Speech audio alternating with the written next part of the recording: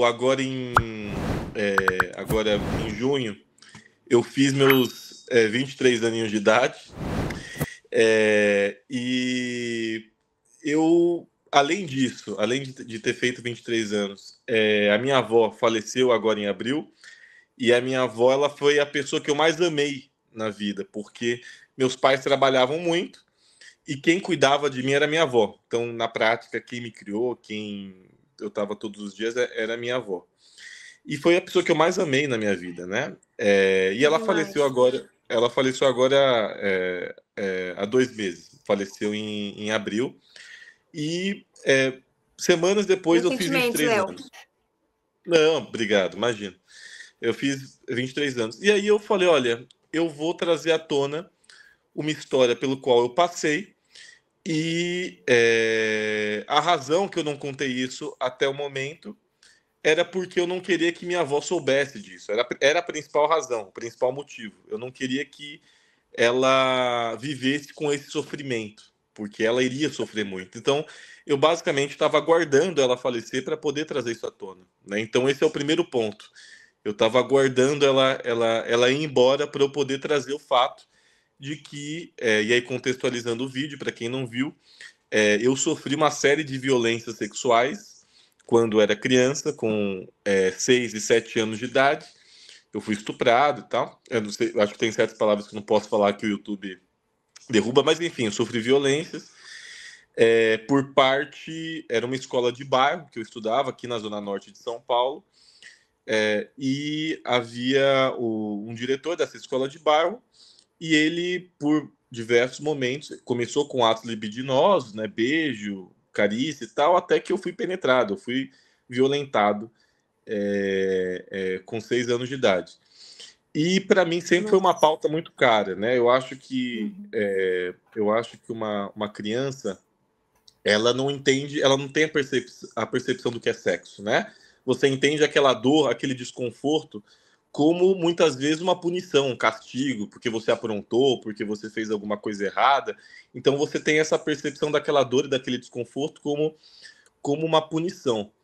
E você não tem a noção do que é sexo, do que é satisfação, que tem gente que é capaz de usar o seu corpo para satisfazer desejos doentios dela mesma. Você não tem essa percepção, essa complexidade. Uhum.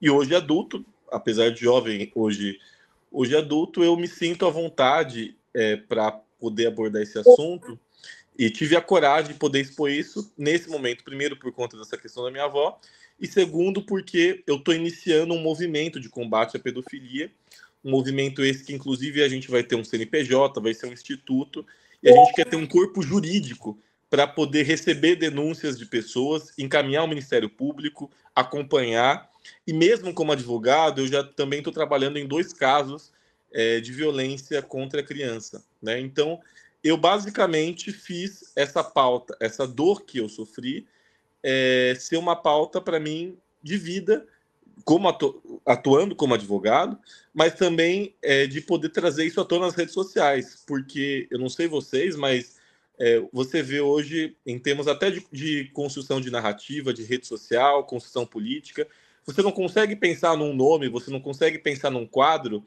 que seja conhecido por trabalhar essa pauta, essa causa, né? Parece que Uhum. não se fala, parece que é um tema, é um assunto esquecido, né? É um tabu. E não pode ser, não pode ser porque é um problema até hoje no Brasil, né? São Sim. milhares e milhares de crianças que são violentadas todos os, todos os meses, todas as semanas, no nosso Brasil. Então, e eu decidi poder fazer esse vídeo. Eu recebi milhares de directs, milhares de mensagens. Assim, eu não imaginava a repercussão de pessoas, inclusive, assim, teve uma mulher, por exemplo, falou: olha, o meu marido, que eu sou casada há anos, não sabe disso. Eu tô te falando aqui, tal, tal, assim, pessoas que se sentiram à vontade para falar comigo sobre isso, recebi denúncias, enfim. Assim, a quantidade de pessoas que passaram por isso, né? Mas e para o homem ainda eu vejo que é um tabu ainda maior, né? O homem admitir Uhum. que foi violentado, né? Até porque, Exatamente. olha o quão doentio é isso. Eu postei esse vídeo, assim, foram milhares de mensagens de carinho. mas teve um ou outro bolsonarista que me odeia por conta dos meus debates, por conta da minha atuação política, que veio fazer chacota disso, veio fazer piada, falar, ó, tá explicado então. Teve outro que postou uma bandeirinha LGBT, insinuando uma criança de 6 anos de idade seria gay porque foi estuprada. Sabe assim, gente... E assim, se existe o violentador, existe quem passe pano, né? Então, sim, eu acredito que existam pessoas nojentas como essas, mas assim, eu fico impressionado. Eu fiz um vídeo expondo também alguns comentários, como é possível ter pessoas que, em nome de uma ideologia, porque eu, sei lá, não compactuo com a ideologia dela, defendem que uma criança de 6 anos seja violentada. Assim, é doentio isso. E perde humanidade. Por isso que eu falo, é uma patologia que faz com que essas pessoas percam a humanidade. Então, assim, é muito triste isso, mas respondendo a sua pergunta de uma forma mais complexa, Xanta. Não, mas perdem mesmo. Você viu que a gente começou a live falando do caso da Juliana e falando dos comentários dos bolsonaristas. Né? Não existe humanidade nessa gente. Agora, eu fui uma das pessoas que falei com você também no direct, né? Falei pelo perfil da Folha, porque na verdade, gente, eu acho, infelizmente, eu acho que a gente conta, né? Quem não foi abusado, né? Porque, infelizmente, assim, acho que a maioria das pessoas foi. Eu também sofri abuso quando eu era criança, e eu era criança também, eu tinha mais ou menos 5, 6 anos, eu não entendia o que estava acontecendo. Sabe? Porque a criança, você não sabe, você não tem noção, quando você é criança, né? E aí é uma coisa assim que eu também só depois de adulto, anos depois, é que por um acaso eu me lembrei, e aí a ficha caiu, e aí eu, sabe, vi o que era e tal, mas assim, é uma coisa... quando eu vi o seu depoimento, aquilo me pegou, porque é o seguinte também, quando eu falo, gente, que eu passei por isso dentro da minha casa, é porque eu já estou, assim, nesse ponto de falar mesmo, sabe? Mas a minha filha, hoje ela é adulta, mas ela, na adolescência, ela passou por uma situação de abuso dentro de casa, com a pessoa que era o meu companheiro na época. Entende? Eu estava fora de casa, trabalhando, dando aula, enquanto isso aconteceu. E a minha filha tinha 15 anos só, né? Enfim, o que acontece? Eu, na época, o que eu fiz? Eu fiz um acolhimento, acolhi ela, e ele, lógico, foi para fora da vida da gente. Mas você fica pensando assim, o que eu fiquei pensando? Primeira coisa que eu queria fazer era ir na polícia, denunciar e tal. Só que aí você pensa em várias coisas, sabe? Eu pensei assim, pô, eu vou na polícia, minha filha tem 15 anos.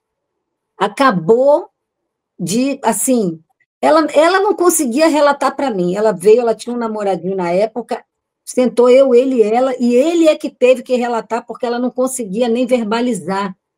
Você está entendendo? Então, imagine eu levar ela para uma delegacia para ela ter que falar isso para gente estranha, porque até então, delegacia da mulher era cheia de homem trabalhando. Entende? Aí fazer exame, corpo de delito, não sei o que, isso e aquilo. Imagine, eu acho que a coisa também é feita de uma forma que dificulta muito você a denunciar, porque primeiro que você já está numa fragilidade muito grande ali, né? Tanto ela quanto eu, como mãe dela, no caso. E segundo, que tudo que ela vai passar, então eu decidi deixar, sabe? Super constrangedor. Exatamente. Eu falei, eu não vou, minha filha já passou isso que não era para passar, eu botar ela agora para passar mais coisa, não vou. E aí, nesse momento, eu comecei a compreender por que tem tanto abusador que fica livre. Porque tem muita mãe que não vai prestar queixa por conta disso, porque quer evitar que a filha ou o filho fique mais ainda traumatizado, passe mais ainda por coisas vexatórias, entendeu? E aí, pasme, agora, depois de muitos anos de terapia, olha, foi por conta disso que eu procurei terapia. Eu faço terapia quase 10 anos, e por conta disso que eu comecei. Porque eu falei, gente, eu não vou dar conta disso sozinha, porque é muito sofrimento para uma mãe, gente, muito, muito. E eu digo isso porque a gente não pensa na mãe, porque a mãe também é vítima, né? A gente, numa situação dessa, a gente, lógico, não está errado. A gente pensa muito na vítima, a vítima física, e não está errado. Mas o que acontece? A mãe fica sozinha. Ela fica abandonada, sendo que ela também é vítima e ela também está sentindo dor, entendeu? Então, eu optei Xana, por isso. Eu penso na sua Diga. situação também, né? Porque você tinha uma relação com essa pessoa. Então, você tinha um Sim, envolvimento emocional ali que se rompeu bruscamente, porque teve essa super decepção, né? E de você também se sentir culpada. Acredito que isso tenha acontecido, né? Eu saí de casa, mas deixei ela foi na por confiança isso a dessa terapia. pessoa. Uhum. Exato, Exatamente, é a terapia difícil foi lidar com por isso, tudo porque isso. você fica, a culpa, você fica achando que é sua. Olha, os 2 primeiros anos de terapia foi só para eu poder tratar a culpa que eu achava que era minha, entendeu? Sabe? Hoje em dia eu compreendo e sei que não é, porque até minha terapeuta falou, as pessoas que fazem isso, elas são altamente dissimuladas, não tem como ninguém perceber. Se tivesse como perceber, não existia o abusador, gente. E ele tinha uma coisa que ele era assim, se a gente estivesse em casa e passasse como passava, né, na televisão toda hora, uma reportagem de abuso, não sei o quê, ele ficava revoltadíssimo, como é que o cara faz uma coisa dessa e tal? Ele fazia isso. E isso te dá Olha, mais confiança na pessoa, você está entendendo? Então, enfim, né? Mas o que eu quero dizer é o seguinte, que aí quando eu vi também o seu vídeo, Léo, é essa conexão que eu quero fazer agora. Eu falei, poxa, eu quero bater um papo com ele, porque eu quero conversar com todas as pessoas, sabe, que eu puder, que passaram por essas coisas, ou com mães também, sabe? Eu preciso. Eu acho que todo mundo tem que se juntar numa voz só para isso, em uníssono. E eu quero que você saiba, viu, inclusive, Léo, que esse projeto seu, você pode contar não só comigo, mas com a Folha Democrata, com o nosso espaço aqui, para o que você sim, com a nossa precisar. equipe. Fala pessoal da Folha Democrata, aqui é Pedro Zambarda, editor do canal, falar um pouquinho a respeito da necessidade de vocês financiarem a Folha Democrata, gente. A Folha Democrata é financiada através de um Pix chamado Folha Democrata, é o endereço do Pix, né? folhademocrata@gmail.com. Nós precisamos do nosso jornalismo financiado por vocês que são do nosso público, porque nós passamos vários perrengues aqui com o YouTube, vocês sabem muito bem. E mesmo assim, graças a essa comunidade muito unida, a gente conseguiu fazer lives históricas, acompanhar praticamente ao vivo a campanha do Guilherme Boulos, trazer informações exclusivas a respeito de Gustavo Gayer, de Olavo de Carvalho, de todos os bolsonaristas, combater as fake news e tudo o que a gente acompanha. Por R$80 no nosso Pix, você ganha um curso de roteiro para série, o que é muito importante se você é artista, roteirista, se você lida com essas práticas da economia criativa. Outra forma de você colaborar também é se tornando membro aqui do nosso canal.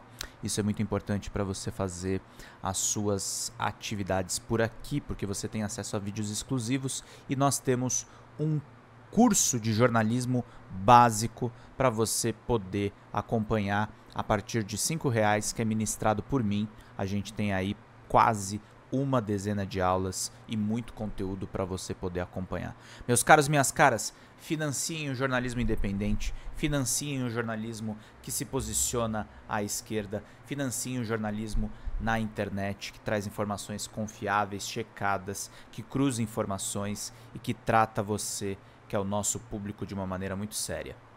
Vida longa e próspera, gente. Cuidem dos seus. Até mais. Tchau, tchau.